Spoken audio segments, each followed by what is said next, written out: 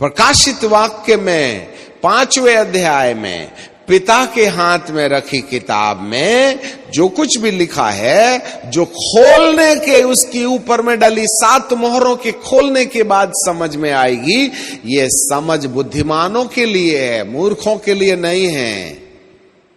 जी हां, और यदि आपको बुद्धिमान बनना है तो अगले एपिसोड में हाथी समान कान लेके आइएगा और समझने की कोशिश कीजिएगा कि इन दोनों तरफ लिखी किताबों को जो 7 मोहर से मोहर की गई है, इन किताबों के अंदर आखिर क्या है जो बुद्धिमानों को समझ में आएगा, मूर्खों को नहीं मेरे प्रियो। क्योंकि बुद्धिमान निर्मलता, उज्ज्वलता और स्वच्छता पर ध्यान देंगे, और जो निर्मलता, उज्ज्वलता और स्वच्छता को बाईपास कर देगा उसका नाम बुद्धिमानों की लिस्ट में नहीं लिखा जाएगा, मतलब मूर्खों की लिस्ट में रहेगा। एक बात हम बताएं, मूर्खों की लिस्ट पर नाम लिखवाने की जरूरत नहीं है। हमारा नाम ऑलरेडी मूर्खों की लिस्ट में लिखा हुआ, क्योंकि हम पैदा ही मूर्खों की लिस्टों पर अपना नाम लिखवा के पैदा किए थे, क्योंकि हमको प्रभु की निर्मलता, उज्ज्वलता और स्वच्छता समझ में नहीं आई, इसलिए हम मूर्खों की लिस्ट में पैदा हुए थे। अब एक काम करना है कि मूर्खों की लिस्ट से अपना नाम यदि कटवा के बुद्धिमानों की लिस्ट पर लिखना है तो इस किताब पर चिंतन मनन करना पड़ेगा। तो शायद ये किताब जिसमें 7 मोहर लगी गई है, ये आपके नाम को मूर्खों की लिस्ट से काट करके बुद्धिमानों की लिस्ट पर लिख देने के लिए मदद करेगी। Wonderful Holi spirit, thank you Jesus. इसलिए आए अंग्रेजी बोलने वालों, आए बाइबिल के ऊपर में 10-15 PhD डिग्री लेने वालों, आए बाइबिल के सुनने और सुनाने वालों, आए बाइबिल के ऊपर में बहस करने वाले महाज्ञानियों, कान खोल के सुनो। जिस दिन तुम्हें यह किताब जिसमें 7 मोहर हैं, जो निर्मलता और उज्ज्वलता और स्वच्छता के लिए लिखी गई है, समझ में आ जाएगी ना, तो वो मूर्ख भी होगा जिसको अंग्रेजी नहीं आती, जिसने जिंदगी भर बाइबिल नहीं पढ़ा और यह किताब समझ गया, तो उसका नाम भी मूर्खों की लिस्ट से काट करके बुद्धिमानों की लिस्ट पर रख दिया जाएगा, क्योंकि किताब का कॉन्सेप्ट निर्मलता, उज्ज्वलता और स्वच्छता है। इसलिए अब हम परमेश्वर के सामने अपनी होशियारी को कचरे के डब्बे में डाल दें, अपने ज्ञान और अपने उम्र के तकाजे अंदाज को माटी पर डाल दें। अब धर्मियों और ज्ञानियों की जरूरत नहीं है। आप बाइबल में कितने बड़े उस्ताद हैं, आपने कितनी आत्माएं बचाई, कितना बपतिस्मा दिया, उसका जमाना गया। खुदा ने ए से लेकर के जेड तक लोगों को 2 महीने में पैदल यात्रा पर लाके खड़ा कर दिया है। ये बड़े बड़े महारथी धरती के अंदर में उस्तादी दिखाने वाले आत्मिक दुनिया के अंदर में आज जमीन में पैदल चलना शुरू हो गए हैं। इसका मतलब गॉड इज इन ऑपरेशन। परमेश्वर उस किताब को खोलना चाहता है, जिससे कि हर एक मूर्ख को एक बार बुद्धिमान बनने का अवसर मिल जाए। और बुद्धिमान कौन है परमेश्वर की दृष्टि में, वह तो वचन आगे बताएगा। मेरे प्रियो, इस मोहर के पीछे अच्छा संदेश नहीं है, परंतु क्या करें, ये परमेश्वर की मजबूरी है। और यदि हम सच में बुद्धिमान होते तो कलीसिया के प्रभु यीशु मसीह के दूसरे आगमन के पहले हम उठा लिए गए होते। परंतु यहां जो लोग हैं, चाहे वह मिस्री हों, चाहे वह असुरी हों, चाहे वह इजरायली हों, वे सब लोग कहीं ना कहीं जो दूसरे आगमन में उठाए जाने में रह गए, उन तमाम लोगों को बुद्धिमानों की लिस्ट पर नहीं रखा जा सकता है, नहीं तो वे यीशु के संग उठा लिए गए होते। मेरे प्रियो, तो बाकी धरती पर रहे लोग ये न समझ बैठना कि अभी तो यीशु मसीह आया नहीं है और अपना नंबर लग जाएगा। ऐसा मत समझ बैठना। वहां भी अगले अर्थात 6वें अध्याय के बाद मोहरों के खोले जाने से जो कुछ भी घटनाएं उन मूर्ख लोगों के साथ घटने वाली है जो यीशु के दूसरे आगमन में उठाए नहीं गए।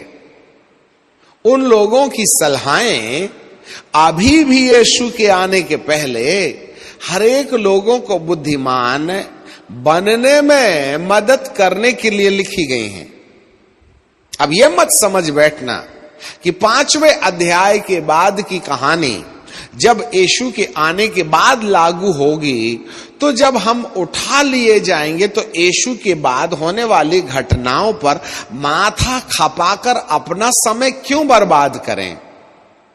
वो तो उठाए जाने के बाद पापी लोग रह जाएंगे, उनके जीवन पर लागू होगी। हे प्रभु, हमको तो पूरी खातिरी और भरोसा है कि आप तो हमको आएंगे और लेकर के चले जाएंगे। ऐसा मानने वालों को थोड़ा सेला लगा के रुकना चाहिए कि रिजर्वेशन हुआ है भी कि नहीं। इसलिए आप जो नए नियम की कलीसिया में हैं और रेप्चरेशन के पहले अर्थात कलीसिया के उठाए जाने के पहले अभी भी धरती पर हैं, तो ये समझ करके कि 5वां अध्याय और 6वां अध्याय मुझ पर लागू नहीं होगा बोलकर के इस पर चिंतन मनन करने के लिए विराम दे देने की मूर्खता ना करें, वरन इसको समझ लें। जो आपको रेप्चरेशन के पहले कलीसिया के उठाए जाने के पहले सांकेतिक रूप में आपको तैयारी में मदद देंगे। कहीं ऐसा ना हो कि प्रकाशित वाक्य को समझ में नहीं आता बोल के सिर से खारिज करने के द्वारा जो चांस बचने का था वो भी खो दें। आप नहीं समझ में आया तो उसको उठा के रद्दी की किताब में ना डाल दें, वरन परमेश्वर के चरणों में ठहरें कि ये समझ में नहीं आ रहा तो मुझे क्या करना चाहिए, जिससे कि इसके पीछे वार्निंग, इसके पीछे चेतावनी, इसके पीछे मूर्खों को बुद्धिमान बनाने की जो प्रक्रिया छुपी हुई है, यीशु के आने के पहले हमारे जीवन में भी लागू होगी।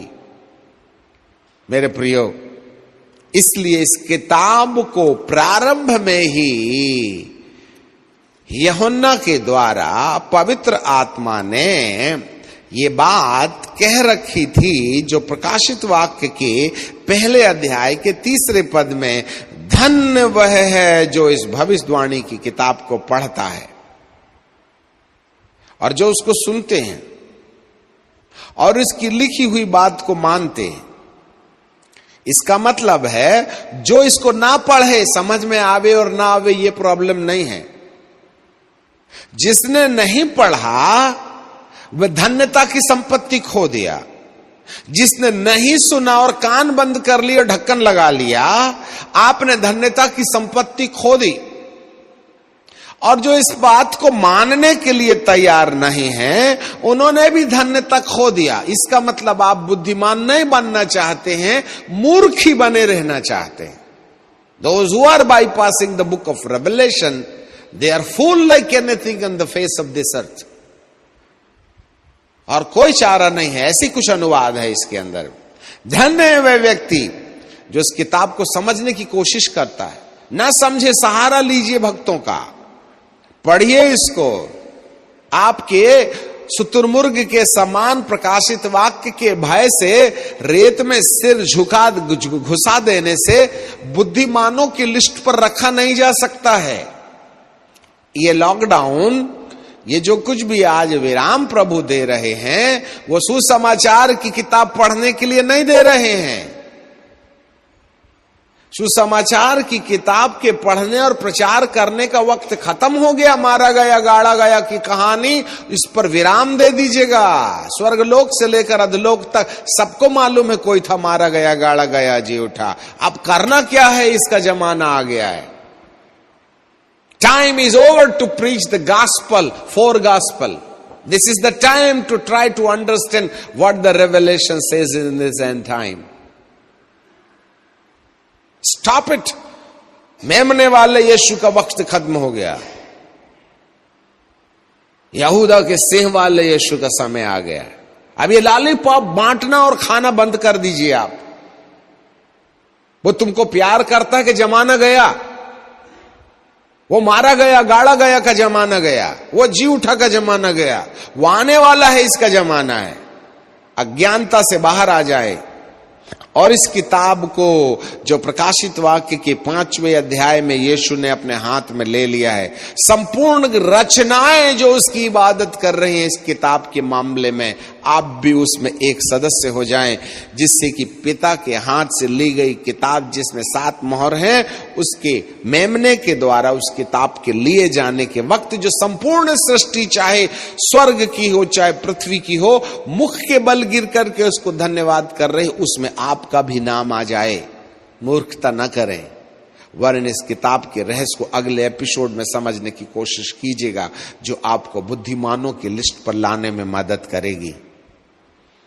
तीखे वचनों के लिए क्षमा चाहते हैं, पर यह हमारी मजबूरी है, क्योंकि दया वाला यीशु, वकालत करने वाला यीशु अब न्याय के सिंहासन पर बैठ गया है।